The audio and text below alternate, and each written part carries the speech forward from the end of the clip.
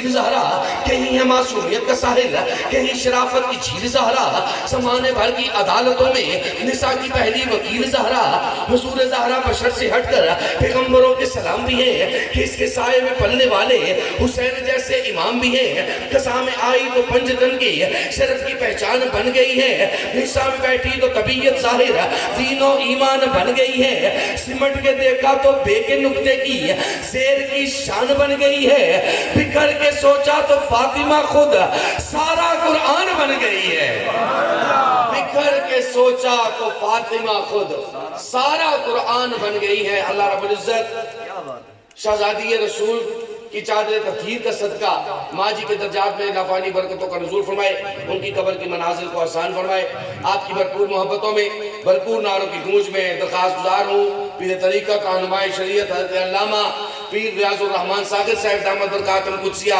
تشریف لائیں اور اپنے خطاب لاجواب سے ہمارے قلوب و اذہان کو منور فرمائیں۔ نعرہ تکبیر، نعرہ تکبیر۔ ناظم صاحب کو 10 کلو آٹے دی گتھی چاہیے ہوئے تے جنا کھالیاں گراج نارا لاوے تے سنگڑے بازار تک آواز جاوے تے کھا کے ساری زندگی نسل در نسل در نسل در نسل حضور دے در دا لنگر تے پھر حضور دے غلاماں نو ایڈی ڈھلی آواز نال نعرہ جچدا نہیں، جچدا ہے جچدا ہے پھر گج بج کے نعرہ لاؤ۔ نعرہ تکبیر، کوئی ہاتھ چاہ کے سینے دے زور لگے نعرہ رسالت، نعرہ رسالت، دعا کرنا مولا جی دی آواز سب تو بلند سیدھے ہاتھوں سب تو اونچی محفل چ جائے گھر آنکھ نو بند کرے نیند سے سونا خواب وچ آ جائے۔ نعرہ رسالت، نعرہ رسالت، نعرہ رسالت، میرا خدا جس سے عہدے کمال دیتا ہے اسے بطول کی چوکھٹ پہ ڈال دیتا ہے، ارے پرکھنا ہو کسی کو شاہ علی کہہ دو یہ وہ عمل ہے جو شجرے گنگال دیتا ہے۔ نعرہ حیدری، حیدری، حیدری، حیدری، حیدری، نعرہ حیدری۔ آ گیا وہ نعرہ جس پہ میں نے ندیم بھائی کو کہا کہ یہ پہاڑ نہیں یہ پورا علاقہ گونجے گا۔ اگر تو یہ سمجھتا نا کہ کسی سیاسی جماعت کا نعرہ وہ بے شک رہے چپ، لیکن جس کے اوپر جتنا حضور کا کرم ہے نا وہ پوری طاقت کے ساتھ دونوں ہاتھ اٹھا کے اس نعرے میں شامل ہو جائے۔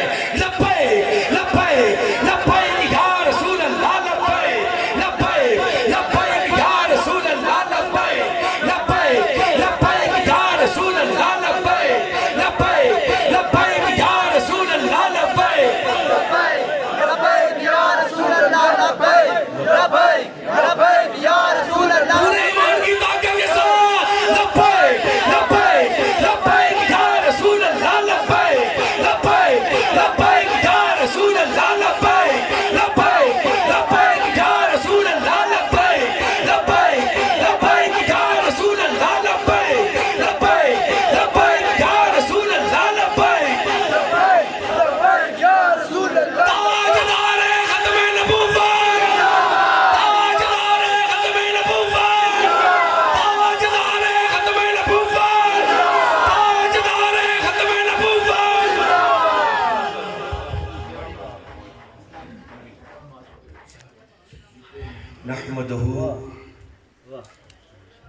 نحمده ونصلي ونسلم على رسوله الكريم اما بعد فاعوذ بالله من الشيطان الرجيم بسم الله الرحمن الرحيم ما كان محمد ابا احد من رجالكم ولكن رسول الله وخاتم النبيين وكان الله بكل صدق عليم سميع من الشيطان الرجيم۔ معزز سامعین کرام، ارباب علم و دانش، علماء کرام اور مجھ سے پہلے جن لوگوں نے اس محفل میں نبی کریم صلی اللہ علیہ وآلہ وسلم کی ذات اقدس پر درود بھیجا، سلام بھیجا، صفات منقبات بیان کی، ان سب کو اللہ کریم اپنے حفظ و امان میں رکھے، اور آپ نے جس ذوق سے جس شوق سے سنا اللہ اس کو سلامت رکھے۔ معزز سامعین کرام، نعروں کی حد تک، باتوں کی حد تک بات تو درست ہے، عمل کی بات کی جائے تو عمل ہمارا ہے نہیں۔ میں گزارش کرنا چاہوں گا کچھ لمحات اگر آپ ساری کی ساری توجہ میری طرف دیں گے تو مجھے یقین ہے کہ اللہ میرے علم میں برکت دے گا، اور اللہ جب میرے علم میں برکت دے گا تو وہ آپ کے لیے بھی فائدہ مند ہوگا اور میرے لیے بھی بخشش کا ذریعہ بنے گا۔ اللہ کریم نے انسان کو پیدا فرمایا، بے وجہ تو اللہ نے کائنات میں کوئی چیز نہیں بنائی، تو انسان کو بے وجہ کیوں بنایا؟ اللہ اکبر، اللہ اکبر، واہ واہ واہ واہ، سبحان اللہ۔ اس بات کو آپ سمجھیں گے، ہم بے وجہ نہیں بنائے گئے، وجہ کائنات بنائے گئے، بے وجہ نہیں بنائے گئے، وجہ کائنات بنایا گیا انسان کو۔ اور وجہ کائنات کا منبع اور شناخت جو ہے وہ اللہ کے پیارے محبوب حضرت محمد مصطفیٰ صلی اللہ علیہ وآلہ وسلم کی ذات اقدس ہے، جن کو اللہ کریم نے وجہ کائنات فرمایا کہ ان کی وجہ سے سب کو بنایا، انسانوں کو نہیں، سب کو۔ جتنی بھی مخلوقات 18,000 کم و بیش مخلوقات جن کا کچھ ذکر ہے، کچھ کا نہیں ہے، کچھ کا ہم جانتے ہیں، کچھ کا وہ خدا جانتا ہے، تو سب کی وجہ جو ہے وہ صرف اللہ کے نبی حضرت محمد مصطفیٰ صلی اللہ علیہ وسلم کی ذات بابرکات ہے۔ اب سمجھنے کی بات یہ ہے کہ دنیا میں جب ہم رہ رہے ہیں تو ہماری کوشش اور جستجو یہ ہوتی ہے کہ کوئی بڑا آدمی آ جائے تو ہر آدمی اس کے قریب بیٹھتا ہے، اس کے ساتھ چلنا فخر محسوس کرتا ہے، اس کے ساتھ تصویر بنانا اپنے آپ کو وہ بلا لگتا ہے کہ میں بڑا آدمی ہوں، بڑے آدمی کے ساتھ تصویر بنائی ہے، بڑے آدمی کے ساتھ چل رہا ہوں، بڑے آدمی کے ساتھ بیٹھا ہوں، بڑے آدمی کے ساتھ میرا تعلق ہے۔ غور فرمائیں، اس نقطے پر غور فرمائیں کہ اللہ نے یہ فیصلہ کر دیا کہ جب روز حشر ہوگا تم اس کے ساتھ ہوگے جس کے ساتھ تم محبت کرتے تھے، یعنی جب ہم مر جائیں گے تو جب روز محشر ہوگا ہم اٹھیں گے اس کے ساتھ جس کے ساتھ محبت کرتے تھے۔ اب ناروں کی بات کریں تو ہم اللہ کے رسول سے محبت کرتے ہیں، ناروں کی حد تک، میرے کہنے کی حد تک، آپ کے سننے کی حد تک، یعنی نعرہ میں بھی لگاتا ہوں یہ نعرے کی حد تک، میں بات کہہ رہا ہوں یہ میری بات کی حد تک، آپ سن رہے ہیں آپ کے سننے کی حد تک۔ عملی بات کیا ہے؟ اللہ کے نبی نے فرمایا ایمان اس میں ہوتا ہے جس میں حیا ہوتا ہے، کیا کہنے سبحان، ایمان اس میں ہوتا ہے جس میں غیرت ہوتی ہے، ایمان اس میں ہوتا ہے جو مجھ سے محبت کرتا ہے، اور ایمان اس میں ہوتا ہے جس کو کائنات میں صرف اپنی ذات سب سے کمی دکھائی دیتی ہے، اور اللہ کی ہر مخلوق اس کو اپنے سے زیادہ باعزت اور باعظمت دکھائی دیتی ہے۔ یہ ایمان ہے، ان 4 چیزوں پر مشتمل ہے۔ اب سوچنے کی بات یہ ہے کہ جب ہم یہ نعرہ لگاتے ہیں اور جو تبلیغ کی غرض سے آتے ہیں وہ بھی اس موضوع پہ گفتگو کرتے ہیں، سننے والے سنتے ہیں، لیکن وجہ کیا ہے؟ نہ نعروں میں وہ اثر ہے، نہ کہنے والے کی بات میں وہ اثر ہے، نہ سننے والے میں کوئی اثر ہے۔ وجہ کیا ہے؟ یہ بنیادی چیزیں ہوتی ہیں۔ وجہ یہ ہے کہ حضرت امام حسن بصری واز فرما رہے تھے تو وہ ہر نماز کے بعد اور خصوصاً ظہر اور عشاء کے بعد اور جب وہ واز فرماتے تھے تو ان کے واز میں بڑے بڑے لوگ آتے تھے. وہ یعنی اس دور میں بھی ہزاروں میں لوگ ان کا واز سننے کے لیے آتے تھے. تو ایک دن میرے جیسا ایک آدمی اٹھا, اس نے سوال کیا کہ کیا بات ہے حسن بصری, آپ روز واز فرماتے ہیں لیکن آپ کی بات کسی پر اثر نہیں کرتی. تو انہوں نے دیکھا, غور سے دیکھا اور پھر فرمایا اگر بندہ سویا ہوا ہو تو اس کو جگایا جا سکتا ہے, بندہ سویا ہوا ہو اس کو جگایا جا سکتا ہے, لیکن جو مر گیا اس کو جگائے کون؟ ان کے کہنے کا مطلب یہ تھا کہ میری بات کا اثر اس پر ہوگا, جو سویا ہوگا وہ جاگ جائے گا, جو مر گیا ہے یعنی جس کا دل مر گیا ہے اس کو میری بات کا نہ اثر ہوگا نہ میری بات سمجھ آئے گی. اب غور فرمائیں, اس بات کے اندر جب میں کہہ رہا ہوں تو مجھے بھی کچھ فرق نہیں پڑ رہا, آپ کو بھی کچھ سمجھ نہیں آ رہی, آپ پہ بھی اثر نہیں کر رہی, تو مطلب یہ ہے کہ دل مر چکا ہے. دل مرا اس لیے کہ ہم بظاہر مسلمان ہیں, بظاہر مسلمان ہیں لیکن ہیں مسلمان نہیں. مسلمانی در کتاب, اسلام مسلمان کتابوں میں رہ گیا, در گرو مسلمان. جو مسلمان تھے وہ مر گئے. کچھ اسلام کتابوں میں پڑھا رہ گیا اور کچھ مر گئے. ہم کون ہیں؟ ہم کون ہیں؟ یہ جو باتیں میں کہہ رہا ہوں یہ اصلاح کے لیے کہہ رہا ہوں. واقعات یہ آپ کو خوش کرنے کے لیے نہیں. آپ کو اگر میں خوش کرنا چاہوں بڑے واقع سنا سکتا ہوں, 2-4 شعر پڑھ کے آپ خوش ہو جائیں گے, لیکن نہیں, یہ بات نہیں. بات یہ ہے کہ خوش ہم نے کس کو کرنا ہے, خوش ہم نے کس کو کرنا ہے.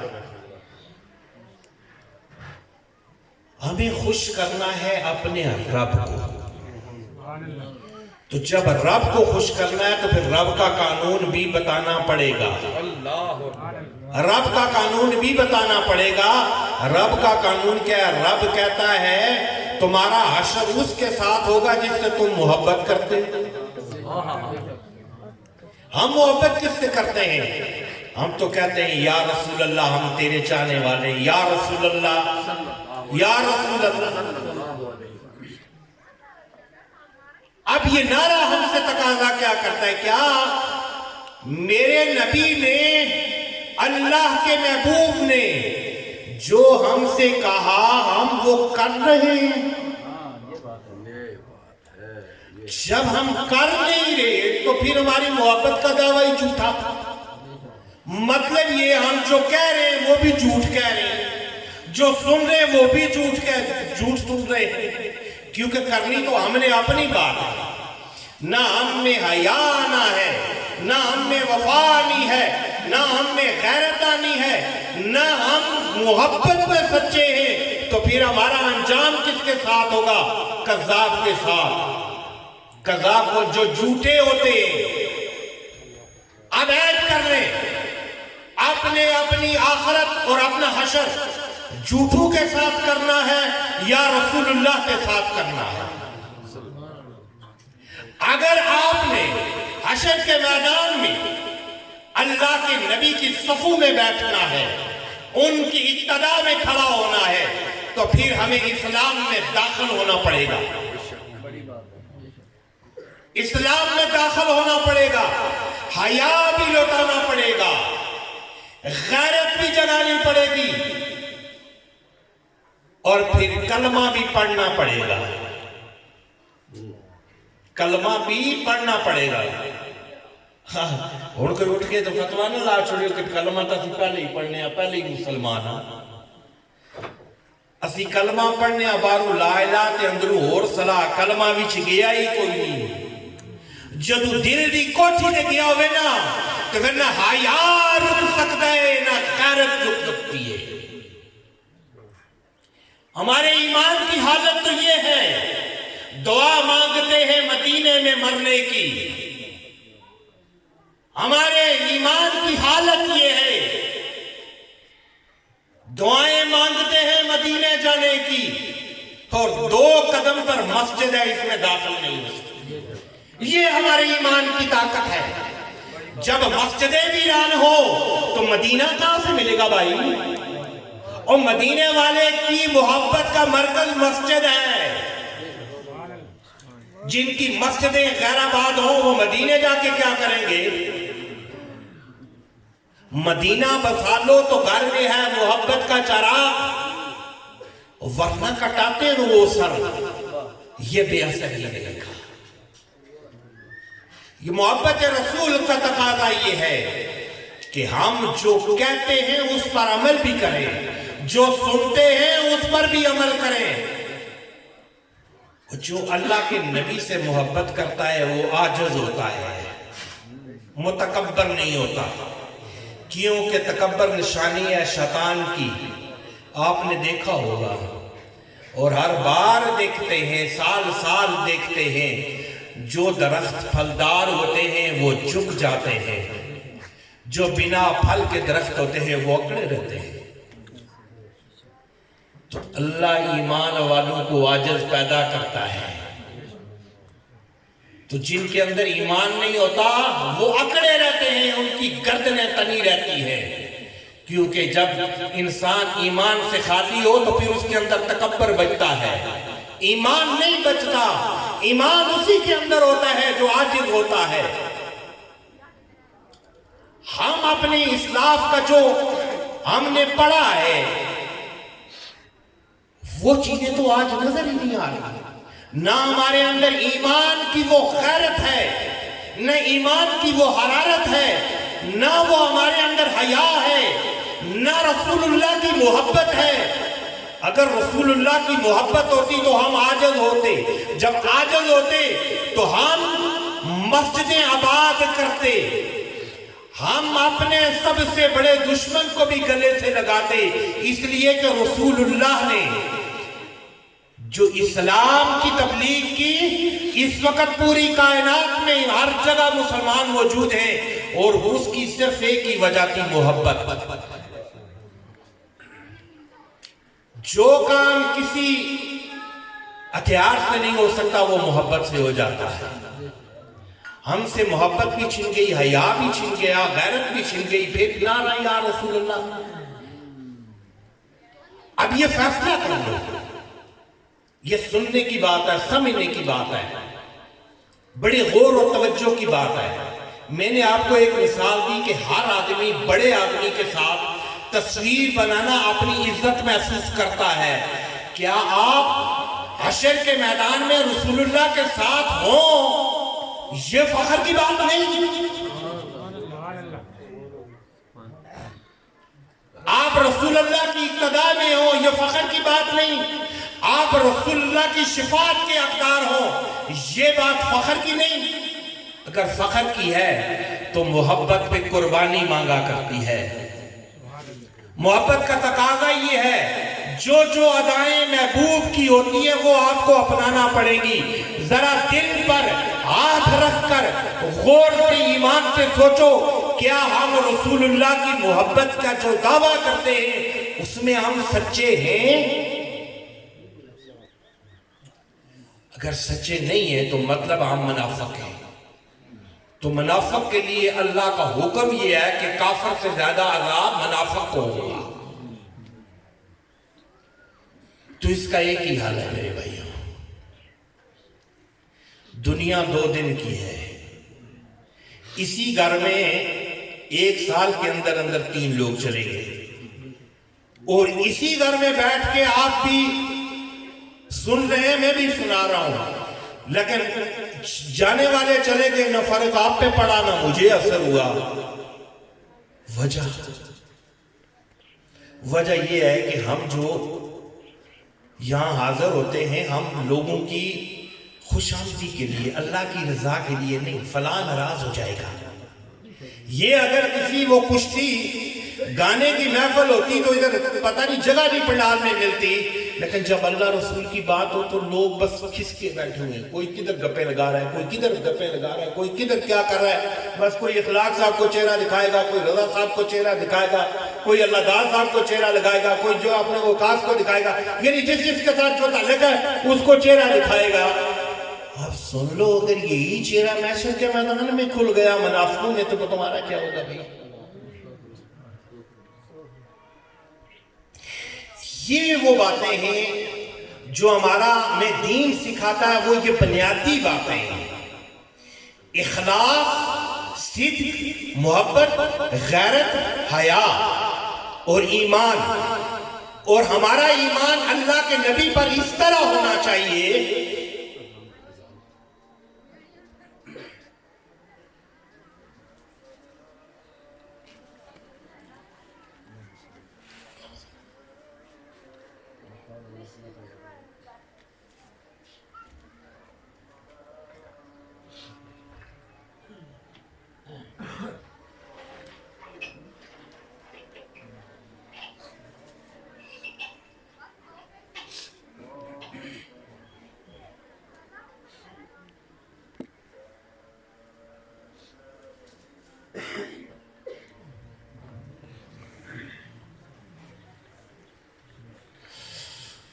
ہمارا ایمان اللہ کے نبی پر اس طرح ہونا چاہیے جس طرح ہمارے نبی کی تعلیمات ہیں، جس طرح اللہ کے نبی نے ہمیں حکم دیا ہے۔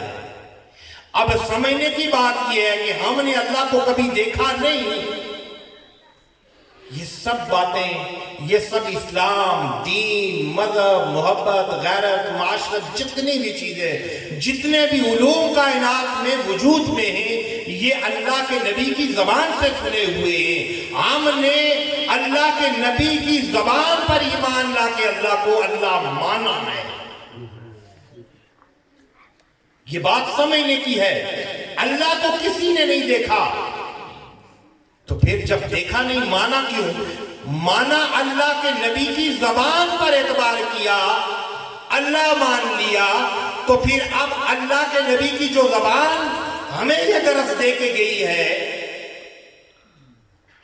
وہ حکم جو دے کے گئی ہے، تو اس کے بھی اوپر ہی عمل کرنا ہمارا ایمان ہے نا۔ اگر ہم ایمان اس پر عمل نہیں کریں گے تو ہمارا ایمان کامل نہیں ہو سکتا۔ اب اذان بھی ہو گئی ہے، وقت بہت مختصر ہے، میں صرف ایک بات کہوں گا۔ ایک اصلاح کرنے کے لیے 3 عمل آپ اپنے اوپر لازم کر لیں، تو یہ میرا ایمان ہے کہ ہم سب، جتنا ہمارا دل مردہ ہو چکا ہے، انشاءاللہ یہ زندہ ہو جائے گا۔ جب دل زندہ ہو جائے گا پھر دین کی سمجھ آتی ہے، پھر محبت کی سمجھ آتی ہے، پھر حیا، وفا اور غیرت اس کی بھی سمجھ آتی ہے۔ 3 باتیں زندگی میں اپنا لیں۔ آپ کا جو بدترین دشمن ہو، آپ کا جو بدترین دشمن جس کو آپ تصور کرتے ہیں کہ یہ میرا دشمن ہے، اس کی بہتری، اس کی عزت کے لیے دعا کریں۔ بظاہر یہ بات بہت مشکل لگتی ہے، لیکن یہ اللہ کے، اللہ اکبر، یہ میرے رسول اللہ کی سنت ہے، یہ میرے رسول اللہ کی سنت ہے، یہ میرے مصطفیٰ کی سنت ہے، یہ اللہ کے محبوب کی سنت ہے۔ ان کے ساتھ جب بھی کوئی جہاد کرنے کے لیے آتا تھا، پہلے ان کے لیے آپ دعا فرمایا کرتے تھے، یا اللہ ان سب کو ایمان کی دولت عطا فرما اور ان کو میرا ساتھی بنا دے، یا اللہ ان کو ہدایت دے، یا اللہ یہ تیرے نبی کا قدر اور مقام نہیں جانتے اس لیے مجھ سے لڑ رہے ہیں، یا اللہ ان کو معاف کر دے۔ جی یہی بات ہے جی،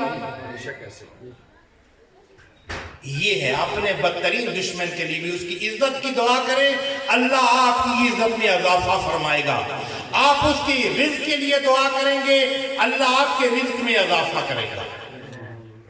اچھا، جب آپ محبت کی بات کرتے ہیں تو محبت کا مطلب یہ ہوتا ہے کہ جس سے آپ محبت کر رہے ہیں اس کی ساری جو عادات ہیں وہ اپنانا ہوں گی۔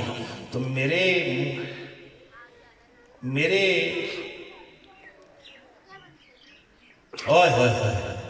میرے والی کائنات نے تو کبھی کسی انسان سے نفرت ہی نہیں کی، ہم کیوں کر رہے ہیں؟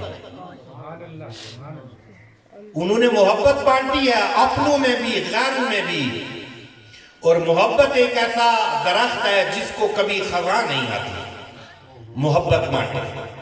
اور تیسری بات اپنے اوپر لازم کر لیں، آج کا بس اتنا سا پیغام ہے، آپ اپنے اوپر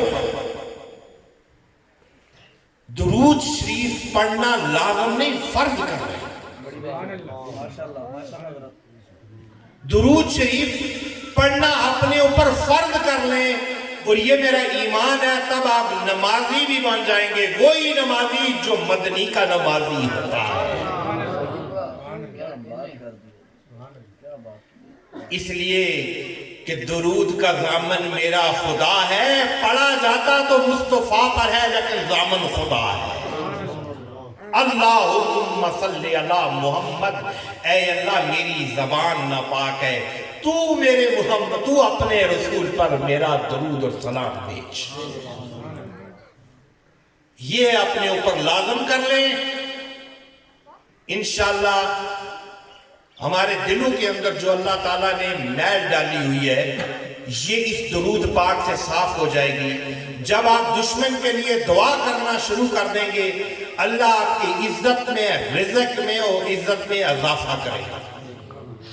اور جب آپ نفرت کو چھوڑ کر محبت بانٹنا شروع ہو جائیں گے، آپ کی دنیا اور آخرت بھی سنور جائے گی، اور میرے سب کے نبی کا جو پیغام میں محبت ہے وہ بھی عام ہو جائے گا، اور یہیں تک یہ دین ہے، یہیں تک یہ تین نکتے آپ سمجھ لیں تو میرا خیال یہ ہے کہ اگر ایک بھی بندہ عمل کر لے تو مجھے یقین ہے کہ اس کے صدقے اللہ میری بھی مغفرت فرما دے گا اور آپ کی مغفرت فرما دے گا۔ وآخر دعوانا الحمدللہ رب العالمین۔